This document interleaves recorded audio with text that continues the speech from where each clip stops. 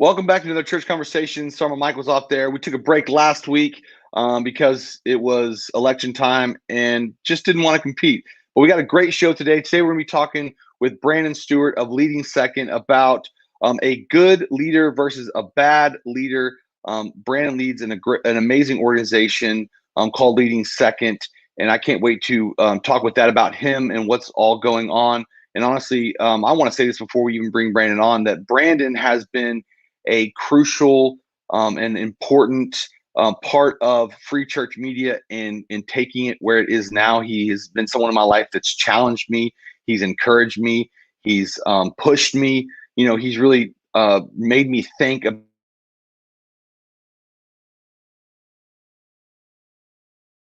He is a dear friend, someone that I greatly respect in all that he's done. And he's a brother that shares the same heart, and we have a lot of the same conversations, and honestly, a lot of the same. I would say maybe calling. Obviously, he's more experienced, much wiser, and much better looking. So let's go ahead and bring Brandon on. What's up, my man? Hold on, I got it. What's up? There we go. Woo! Take a week off. You take a week off. And then it's just like everything, you just forget how to do, live stream. It's ridiculous. Anyways, just blame everything on COVID. That's all we do. Just blame everything on COVID. my And you're all good. My goodness. Well, hey, before we start in, I always like to start off the show by, letting our guests kind of share a win. It could be a win personally, it could be a win in your organization, in your church, whatever it is. I think in this season, people need to hear that there are good things happening, and I always say this is, I think that the real friendships are not just about like your friends being there when you're in the valley, but your friends are there when like they can celebrate with you when good things are happening in your life. So share a win with us before we kind of jump in. Absolutely. Hey, first of all, thanks for having me on. I love what you guys are doing, Chandler. You guys are the real deal, and stepping out in faith and in generosity to resource churches. I just couldn't be happier for you guys, and thanks for having me on. This is gonna be good. A win. So my perspective is that this has obviously been a year unlike any other for everyone's churches, but also for our ministry. I'll never forget in March when the first gathering bans and travel bans started hitting. Our ministry was 80 to 90% funded by me getting on an airplane. So we basically experienced a total ministry implosion in about 24 hours. And yet, I just can't even tell you, Chandler, God has supernaturally sustained our ministry this year and has provided, has been there. But not so much about me. When I look around at churches everywhere, I can't tell you guys how many times God is replicating that story in this season. And if you have ever had any doubt that God is sovereign and in control, then this season, I think it has the signature of God on it, in that God is like breathing life over his church, sustaining his church. So that's been an amazing win in our world. We also bought our first house. We've been married 16 years and had never bought a house. And we were always like going to be the cool jet setters and just live really minimally at home. And then shutdown happened, and we decided we wanted to be like, I wanted to be like suburban dad or something. I don't know. So we bought a house. We got a puppy. Life is good. So you just straight domesticated. Dude, I don't know what happened to me. Like the entire, couple months of staying home and the entire plan went out the window, I mean, I feel like that's I think most people were like, well, I got to make other plans. Like there's so many random things I started taking up. I was like, what am I doing? But it's fun. You got a house, you got a dog.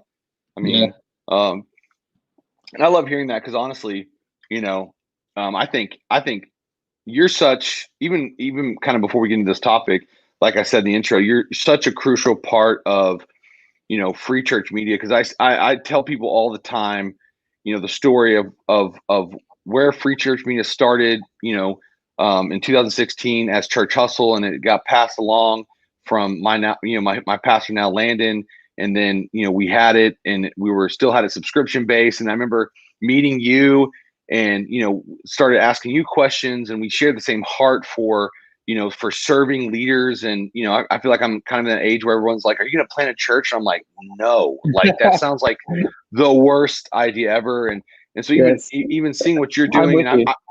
yeah, and I remember being in Walmart like at night on the phone and being like, so what do you think about, this thing? And you were just like, man, I'm going to be honest with you. And I was just like, oh no, here it goes. And you were just like, I think that I think that you need to give away stuff. And that real like, and we've known each other for a little while, but not like, we haven't been friends for 10 years, Yeah.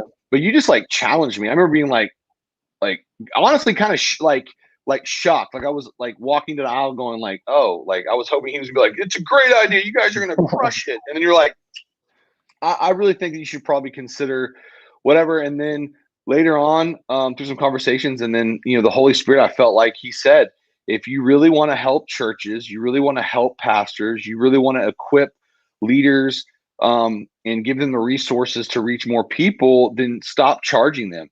And so we went through a process and just me asking you questions and how do you do it.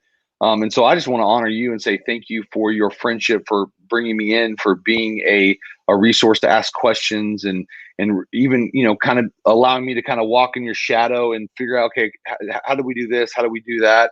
And even, even with that, what you're doing, providing free, training for leaders, it's crucial and it's massive. We can kind of get into that a little bit later, but I want to take some time and honor you. And because without you, I don't know, you're such a big part of what's happening. Let me maybe just say one more thing to that, and this would be for the person watching this, listening to that thought. So yeah, I firmly believe in a generous approach. And when I said earlier that God has sustained our ministry, I just want to add one more layer into that.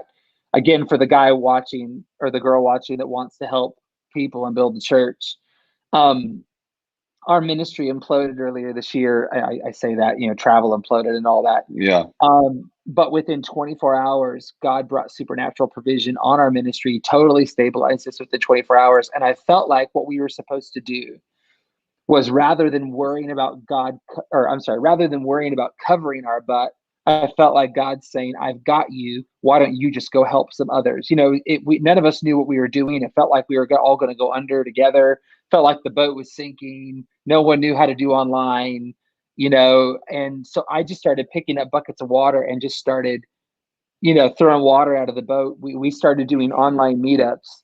And within 2 weeks, through Team Church, which is the other side of my world, leading that conference and network through between Team Church and Leading Second, we helped over 1,000 leaders in 2 weeks, just serving, helping. But I was able to do that because I had already committed to a generous approach, and God just sustained and opened the doors. So I don't know, for the leader listening today, you just got to know that God's got you. And if you listen to the Holy Spirit, he will give you the moments to step into his purpose and help you help some people along the way. Yeah, I love it. I mean,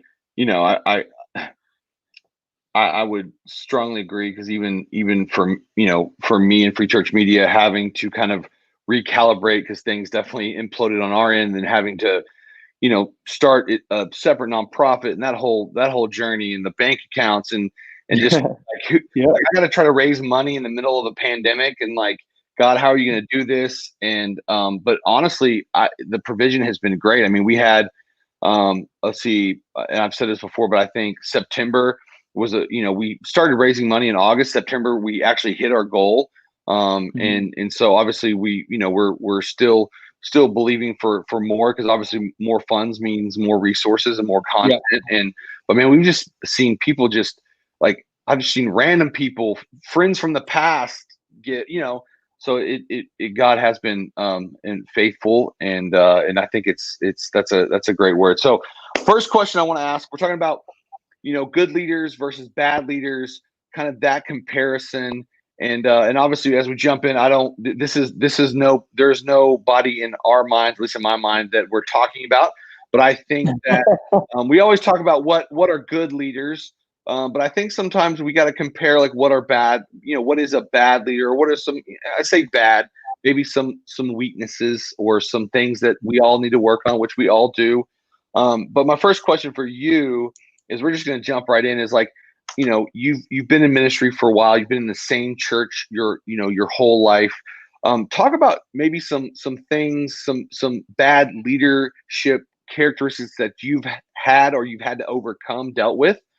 Because I think as we talk about it personally, I've got some things that I know for me that I've learned, like, dear Lord, I wish somebody would have told me, like, Right. before I, ruined the relationship or whatever. But go ahead and talk about that Yeah. topic. Yeah, well, I'll tell you who we're talking about when we talk about bad leaders. Is you're talking about me. I have had so many times where I felt like I've fallen into that category. I have been at the same church my whole life. I've been in ministry. Next June will be 20 years in full time ministry for me. Wow. So many a time feeling like I was in the bad leader Yeah. category. Something that was hard for me for a lot of years was, and I've only come to realize this, I think, in the last few years. But I think for a lot of years, I lived my life dictated by the fear of man and dictated by a need for approval. Mm. And I know a lot of people say that. I know that's probably a Yeah. common thing to say. But how it manifested for me was I didn't know how to be honest. Mm. And so when my ministry wasn't going well, I was in a ministry, a department in our church for years that I don't think was really a great fit for me. And my pastor would even say that now. I didn't know how to tell him that things weren't going well.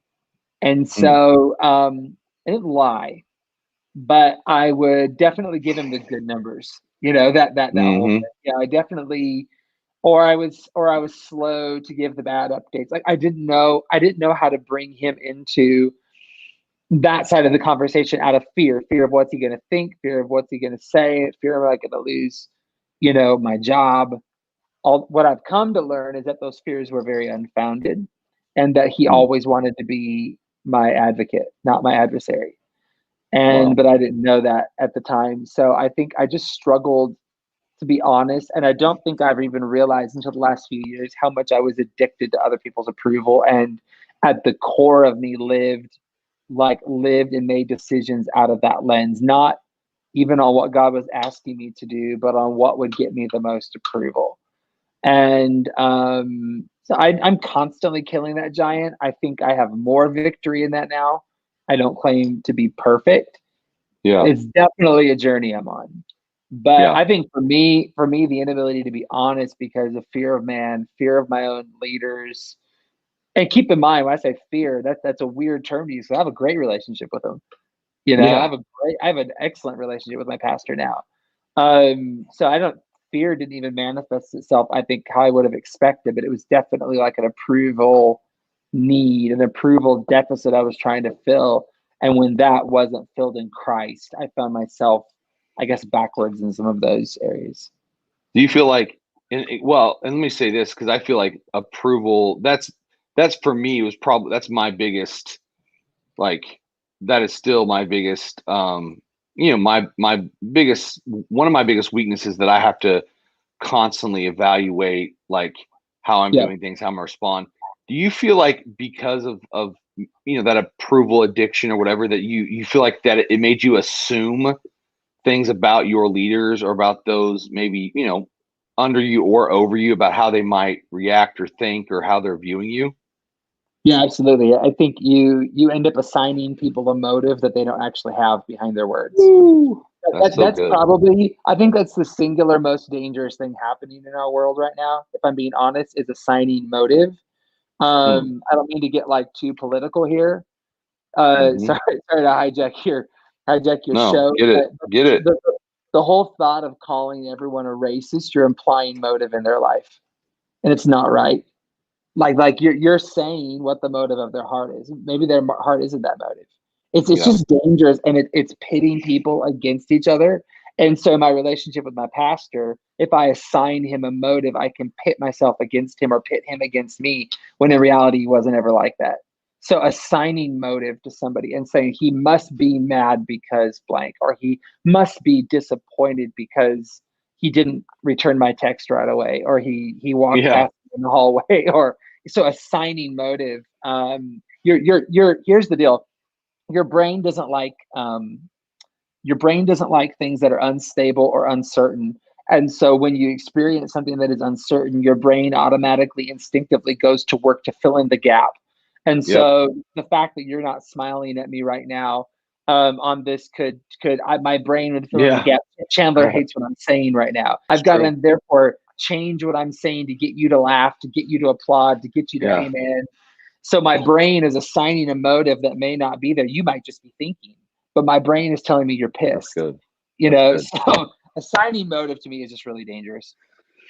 Well, and I think even for in a team, whether it's a church team, even an organization, I think even when you come to the signing a motive and the assumption is even assuming what their reaction is going to be. And so therefore you're like, well, this is how they're probably going to react. So I don't want to, and then you end up not telling the full story, which, is still it's still lying, it's still hiding. And I think I would say, let me ask you this, with Leading Second, you work, you have a lot of relationship with senior pastors, churches, you work with a lot of teams.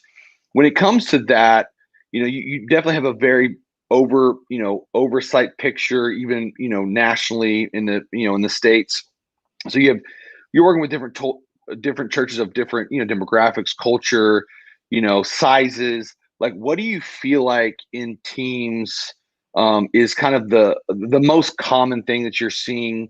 Maybe it's the problem or weakness or just a frustration with, the teams or the senior pastor. What do you feel like is the most common thing that you're constantly going, oh, I already know how to solve this problem, or I already know what this is?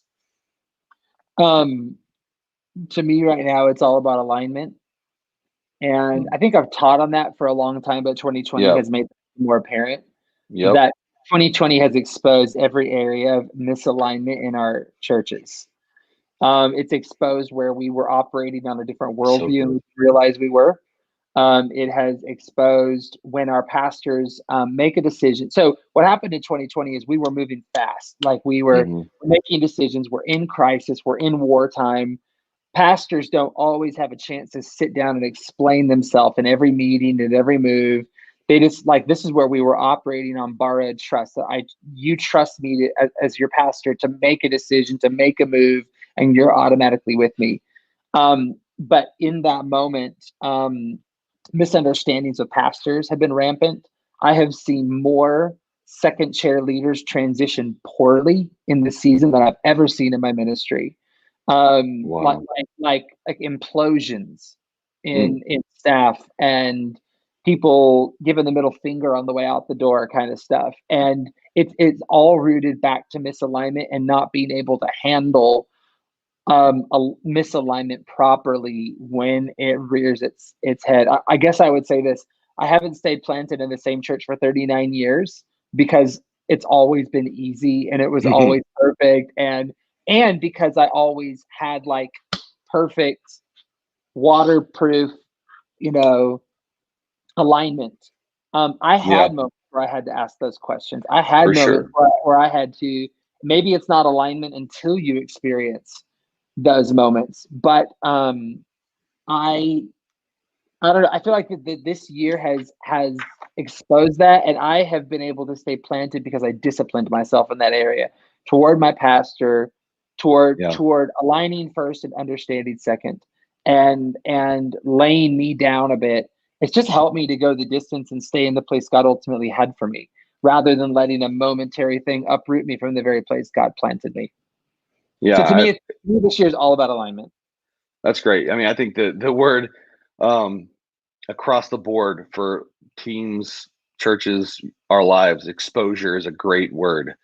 I feel like when you said that, I was like, yep, I think it just shook a lot of trees. And so that's really good. So let me ask you this, just on a simply, I don't, obviously, you could probably talk about that for days. As far as alignment goes, say, someone's watching this and they're going, whether they're, a senior pastor, there's someone on a team and they're going, well, how do I like, how do I know if I'm aligned, or how do I know if I'm whatever, unaligned, disaligned, whatever. Kind of maybe just dig into that a little bit more. I think that would help kind of just clarify, and then maybe just give us some practical things that maybe you're working with some teams, or you've done even maybe personally for yourself. Yeah. Oh gosh, I could talk about this for an hour, but I'll make it quick. When your car is misaligned, it takes extra effort to do the most basic function of an automobile, which is accelerate and go straight. When you think Yeah. about it, when your car is misaligned, you're tugging on the wheel just to go straight. And so the most basic functions become difficult. Mm. And so when everything you do has a rub to it, that's a sign that you're experiencing some misalignment that needs to be addressed with. I also say this: when your car is misaligned, the driver gets tired more easily, and there's damage to the vehicle ultimately when the car is out of alignment. So when you start experiencing So good. tension or even tiredness from your past, or like those are some of the symptoms Yeah. that you may be in misalignment. So good. The danger behind it all is that health ultimately can't flow in your church Yeah. in misalignment, and you can produce a lot but be very unhealthy with misalignment. So for me, like being able to recognize it quickly and kill it, like absolutely take that sucker to the cross, and see Jesus do something with it is important. I'm not talking about overlooking things that are unethical or immoral or illegal. But let's be honest, the vast majority of the things we deal with are not those things. The vast No. majority of things all have to do with opinion. And why would we elevate our opinion to the level of God's plan or God's purpose for our life? So for me, it's just usually comes down to me killing me. And if I'm Mm. supposed to be here, if I'm supposed to be here, and if I'm supposed to be in the place God has planted me, I can die to myself and God will resurrect it all. Yeah. If this is where I'm supposed to be. And he has done it um, time and time again. That I called a mentor this summer because I was having my own struggles. If I'm just going to be real, this summer, I was Yeah. having my own, probably walked through depression this summer, probably went through some of those moments of questioning everything. And I got to the point where I called a mentor that means a lot to me, who I'll let remain anonymous. And I just said, I need help. I'm thinking some things that I don't want to think, and I need you to know about it. Like I Yeah. need to get it. I need to get it out. Yeah. And I want to share with, I guess, with everybody something he shared with me because it really set me free. He said, "Hey, listen, you're just dealing with a difference of opinion here." Mm. He said, let's say your pastor does something and you submit to it. If he's Gotcha. right, if he's right, you're covered because you're living under, doesn't matter what people think. If he's right, then you're living under the covering of God's authority for your life. He goes, if he's wrong, you're covered Hmm. because God's got you at that point. Yeah. If you honor his established authority in your life. To me, it just set me free to realize I don't have to fix everything around me. I can be selflessly like in alignment, and God's got me at the end of the day. And I think that's so hard. It's funny. It's even you say that and it seems simple, but I think that that's a struggle with Yeah. especially every leader that's, you're serving someone else's vision. Um, but at the same time, I think that's something that I had to realize is that it's not my responsibility. Like I have a responsibility for myself and I can't control people. And so, yeah, and it comes down to, this is what I love having conversations with you is the whole, when you get into honor and you dig deep into that, like it's so freeing, from those kind of mental battles that so I think sometimes we play, or frustrations and whatever. So yeah, I appreciate you sharing that, and I'm glad that you called me as your mentor, and it really means a lot. So just kidding. Definitely was not Honor me. where honor is due. What? Said honor where honor is due. Yeah. Honor up, honor down, honor all around. Hashtag Dan Lord. Man, so good. Um, so let's flip the script. And I think that was good. I think there I really pray, I want to ask people watching this, I think, share this because I think some of this, everything that Brandon shared so far, can really help encourage and kind of just settle. Like, I feel like even hearing that conversation afterwards, I feel like you were settled in, like, okay, I can like Yeah. settle in, like God's got me. So if you're watching this, man, I think that this is a conversation that a lot of leaders need to hear. So, man, make sure you share this. And I want to share this video, and I want to kind of switch gears, and let's talk about like good leaders.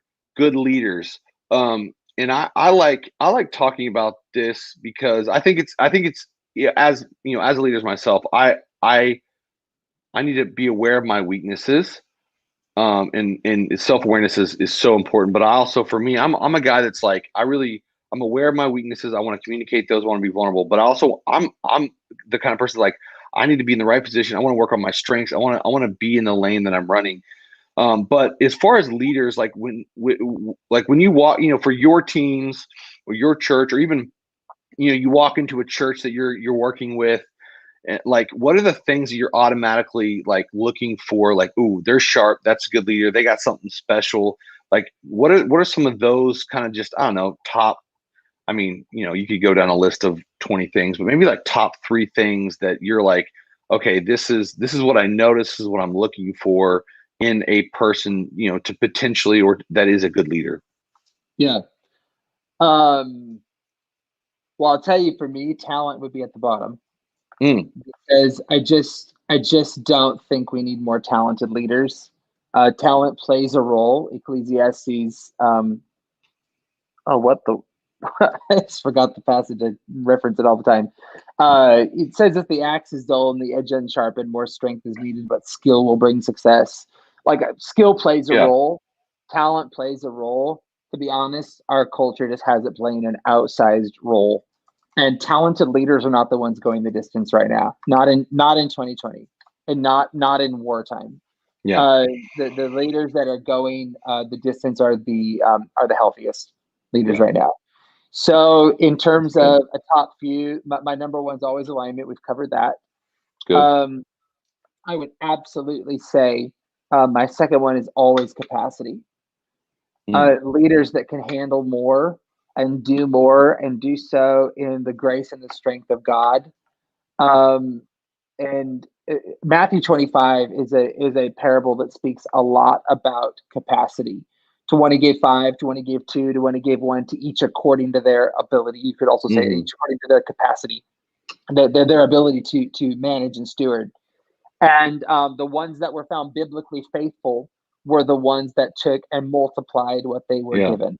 They expanded their Mm, capacity. And capacity determines how much you can handle, how fast you can run, but also how healthy you can stay while you run. mm, And I had a mentor one time that wrote something on capacity, and he called it the law of hard. The law mm, of hard, and the law of hard is defined as whatever you find too hard in your life is defining you. mm. Whatever you find too hard in your life is defining you. So, like Chandler, that conversation that you need to have with someone. It's going to be a tough conversation. It's going to be rough. It's not going to be Mhm. pretty, and you don't want to have that conversation because Mhm. it's going to be so hard. Hard. Yep. If you don't have that conversation has now defined you. You've now found your leadership Mm, lid. Sam Chand, in his book Leadership Pain, talks about the leading at the threshold of our pain, and our mm. ability to lead through the threshold of our pain and do difficult things. If leaders are going to grow, they're going to have to be comfortable being uncomfortable, and have to be comfortable in the tensions. Mm. So that, to me, all speaks to capacity and That's good. being willing to get in and do hard things and do stretching things. Now in 2020, that looks a little bit different. It's not always about doing more. Some of the toughest things we're doing right now are fighting to stay healthy and fighting to stay planted in a day where everything is getting mixed up in our Yeah. world. Every plan everyone had went out the window. Yeah. Every growth strategy, every growth track, like 2020 everything. vision. Yeah, well, that's the worst word you could have put over your year. It's 2020 vision. And so everything's gone. And the playing field is flattened. And to me, that's one of the ways that our capacity is being stretched, is just in those ways. Yeah, I feel like 2020. There's no greater quote than from Mike Tyson, and everyone has a plan until they get punched in the face. And I feel like that was the 2020 is everyone got punched in the face, and everybody thought they had a plan, and then everybody was like, nope, plan's not going to work. We got to go back to the drawing boards. I love that. I love that you talked about the being comfortable with the tension, and I think something for me, personally in serving is learning how to navigate tension, healthy tension, because I think sometimes we feel tension, but we take it as like they're frustrated or it's things aren't going well. But I think if you're on a team that's moving and growing, I think you have to figure out how to navigate that tension. Because I mean, I could, you've got some more insight to that, but do you feel like in most healthy growing teams, there's always going to be some healthy tension within the leader, the teams and leadership? I would say if you're not experiencing tension, you're not doing it right. You're not stretching at all. So you don't want a life without tension. Let's just put it that way. That makes Good. every Enneagram 9 like sweat. But you don't want a life without tension. A life without tension is a life without progress. You go to the gym and lift to put your muscles under tension to grow them. So no tension, no progress. Yeah. I heard Andy Stanley say one time that in life, everything basically boils down to either a problem to solve or a tension to manage. Mm. And the wisdom in life is to know the difference. So when you experience something, you have to, first of all, determine, is this a problem I'm supposed to solve, or is this a tension I'm supposed to manage? And we make big mistakes when we don't answer that question right.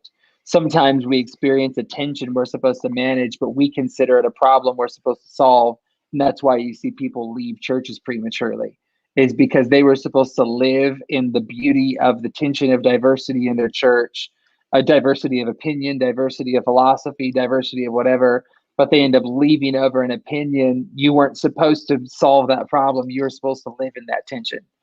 And I'm a very different person than my pastor. I'm a very different leader than my pastor. I have different thoughts than my pastor, but I can live in the beauty of the tension of that rather than have to get to a place of like ideological purity or something with somebody. So to me, like managing tensions is everything. And if you want to honor authority in your life, you're going to experience tension with the world on that right now. Our world is getting the conversation on authority absolutely wrong in this hour. 100%. If you want to rest and have a Sabbath, you're going to have the tension of ambition and the tension of needing to do more and accomplish more. And so life and good leadership is about living and thriving in tension and not trying to get out of the tension. Yeah, that is so good. I was gonna ask you another question as far as, well, no, I was gonna say this is like, I think it's funny because you're saying I have different thoughts and philosophies and opinions than my pastor, but that's the beauty of a team, is that even if as you're leading a team, you need people around you that are different, because I feel like that's what makes a team unique. And if you just have a bunch of people that are the same, and I think even so, why don't you talk about that, like in your personal experience, with your pastor, with teams, that tension, but what's the the beauty of hearing and in sharing your opinion, and the importance of making sure that you have people in your circle that can communicate, that's not how I see it, or that's not how I would say it. Kind of talk about that tension specifically. I really feel like every leader needs a team. I feel like every leader needs a team around them to bounce these things off of. I have a team. I've tried to put together a good team. I have a counselor. I have mentors. I have, like I mentioned Yeah. earlier, people to be able to go to in the tough moments and say what I need to say. You absolutely need safe places. Everybody needs a coach. Everybody needs safe places to go to. And like you mentioned earlier about challenging, I mean, the places that aren't going to tell you what you want to hear, but the things that you need to hear. And if Yeah. you don't have that, if you don't have that space, you're leading on an island right now. And you need to surround yourself and ask God to give you eyes to see the people that He's already brought into your life that can be that space to you. My pastor is my pastor. He is not my Lord. He is not my king. He is not the source of everything. He's simply my pastor and Yeah. my leader. He has a very big place in my life, and he is on my team, mind you. But I sometimes need a place to go to talk about things so that I could stay healthy in my relationship with him. And Yeah. I have built that team around me. So just don't be embarrassed about that. Let's get rid of the shame of feeling like we can't have honest conversations about where we're at. It's the only thing that's helped me go the distance, actually, is having the right Oh, team around me. Don't be absolutely. when you're thinking something wrong or tough, don't be the only one that knows that thought. Get Yeah. it out and share it with someone. It's the only way to freedom. You don't fight So those good. giants alone, but you also don't share them on your Instagram stories. True. Very true. Um, Let me ask you this. This is kind of off the topic really, but I here's kind of, when you said the thing, you said my pastor is not my Lord. I think that for me kind of struck a chord, and I feel like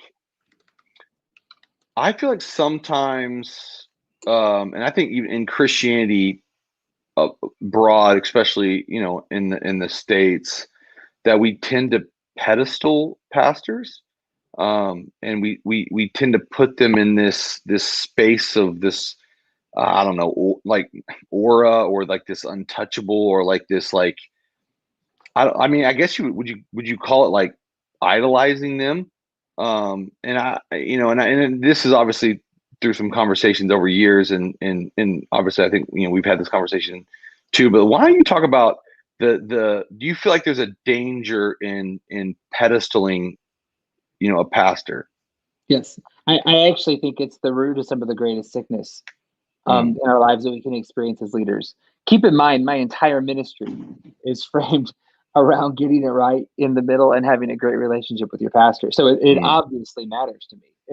It's like the thing I built my ministry around. That being said, um, Jesus is my king, not my pastor. That's yeah. not a trump card to live out from underneath authority. That No. that is simply speaking to where I get my identity from. I get my approval from my God. I get my direction from my pastor. Mm, Okay. So God speaks to me directionally, strategically through my pastor, but I get my identity and my approval from Jesus. that's And I good. never confuse those two things. That's I good. do not. I am a son of the house. I am a spiritual son of my pastor. I really do have a lot of security in that, and he gives me a lot of security in that. But let's be honest, in the moments and the seasons where affirmation is slim, and the moments and seasons where they just feel like they're on a different planet, it's probably because they're handling something else. By the way, Matthew chapter 25, going back to that for a second, to one he gave five, to one he gave two, to one he gave Yeah. one. It says this, then the master went on a long journey. He didn't say where he was going. He didn't say how long he was Mm, going to be gone. He could it's have been true. golfing. He could have been on vacation. He could have been speaking at the next church conference over. Like, we don't know where he went. He just went. Yeah. And then he came back and he accounted for what they had done with his property while he was away. And so I just try to relate to my pastor in that way, that in the seasons where he's focused on other things and not babying me, I want to be like the low maintenance person on our staff. Yeah. Um, this summer, in fact, it got really heavy for us between protesting in Seattle, which is where I live, and between COVID and everything. It just got really heavy. And I could see him wearing it. And one day I was recording a podcast with him, and we had the conversation, and then afterwards, once we stopped the record button, I just said, "Hey, are you okay?" And I said, "Is there anything I can be doing for you right now? Just how do I help? I can tell you're wearing this." Yeah. And he said to me, he said, "Honestly, just stay faithful." He's like, "Just stay consistent." He didn't say these exact words, but basically, "I'm going to have to take my eyes off of you right now and just be consistent for me. That's all I ask. Just don't go anywhere and don't change course." And I did everything I could in the summer to just stay true to that. But I could have let that make my identity insecure, my position insecure. He's out working on everything else, not worried about me.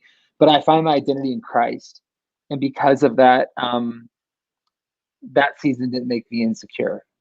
So I don't know. Maybe that helps somebody. Direction from your pastor, identity from your God.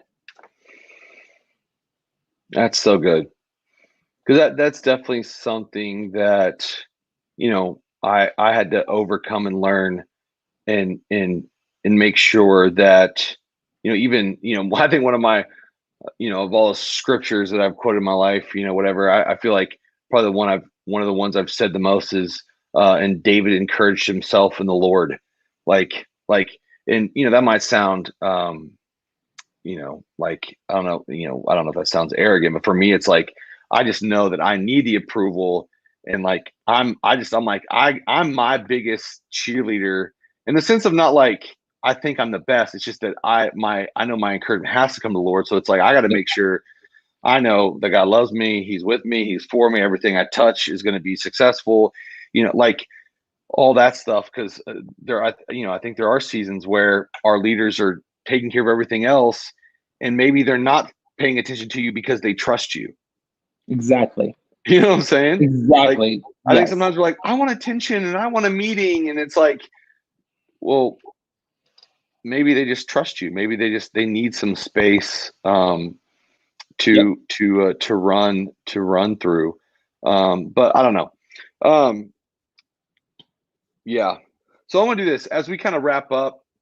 Brandon, you've said so many amazing things. This is why I love and appreciate and respect you and everything you're doing. And with Leading Second, I want to say this too, is that Brandon and Leading Second, they have a free online course. And if you are looking for some material, some resources, some training videos for you, for your team, whether you're, you got a volunteer team, whether you're a senior pastor, whatever it is, listen, go to leadingsecond.com, man, walk your team through that. Brandon talks about the tough things, and I think sometimes in our life, especially as a leader, it's nice to have other people talk about the things that maybe step on people's toes, and you're like, whatever. Let him be the bad guy for you, but let him encourage your team, and I believe it'll strengthen your team, and it's free.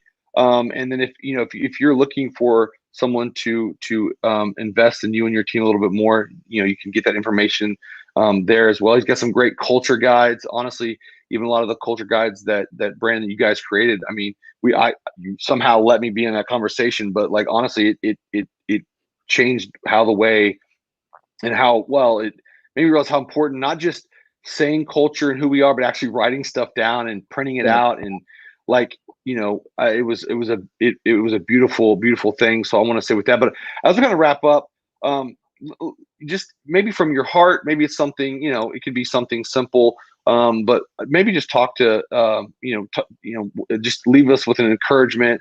Maybe, you want to get, a little prophetic, whatever, but just maybe even, you've done it a little bit, but just maybe just leave us with an encouraging word as we kind of move into this next season and holidays, and, everyone all over the country's in, different levels of like opening, not opening, but yeah. I don't know how encouraging this will be. You can be the judge of that. But here's the number one thing I'm trying to say to teams everywhere right now is everyone's looking for the exit ramp from this season. Mm-hmm. Like 2020 sucks so much kind of a thing. Can I just say, like, this season that we're in is not going to end on December 31st at midnight. No. We're in this for a little bit, guys. Yeah. This is not about a vaccine. This is not about a virus. I believe it's a setup for some of Jesus' finest work in our Yep. generation that he's going to do in our Yep. nation. I think there's broad consensus that God is going to move in our generation powerfully, but before he does that, he has to humble people and make them a little bit desperate for him. And we're in that right now. So everyone that's listening, our job is not to get out of this season. Our job is to thrive in this season. And our job is so the word of the Lord to the nation of Israel when they went into exile in Babylon, it wasn't like, hang on, I'm going to get you out of here in a year. Yeah. It was settle down, build houses, plant crops. So you're at least in for like a crop season, you know, build houses, have kids. So now you're in it for a generation. Wow. I'm not saying we're going to be in it for like 70 years or something, you know, but I wouldn't be surprised if we're in this for a bit. And I just can't encourage every leader enough. Stop looking for the exit ramp. There's no exit ramp for the season. Thrive in Babylon right where you're at right now. Like it feels sure your teams are probably smaller than they were, 10 months ago. You're a church planter right now, and you didn't even sign up to be a church planter, and you are one right now. Get back to it. Get back to the basics. Find your strength in the Lord. It was never about your numbers anyways. Anytime a crowd is mentioned with Jesus, it's usually in the negative. Like stop focus on attracting crowds and all that. Like the Great Commission is not go into all the world and fill rooms. It's go into all the world and make disciples. So get back to it, thrive in this, and you'll see Jesus do some of his finest work in your ministry you've seen in your life. I love it. I love it. Well, Brandon, I want to say thank you. And again, thanks for everyone for watching. I do want to encourage everyone, man, go check out leadingsecond.com. Check out the resources. Check out his website. Brandon is easy to get a hold of. He's got great content, and he's got a great podcast. He's got some great conversations, great topics. But even before we got on here, that's probably one of the things he said he's really excited about the podcast, Leading Second podcast, has been good. It's been sharp. And so go check that out as well. And again, Brandon, I want to say thank you for being on. Thank you for sharing. I'm sorry it's been so long since we've talked, and I look forward to. Dude, you need to come on my podcast. Come on my podcast again. Well, we need to. That's like, bro, like the first time that's been like what? Almost. It's probably been a year or so, more than that.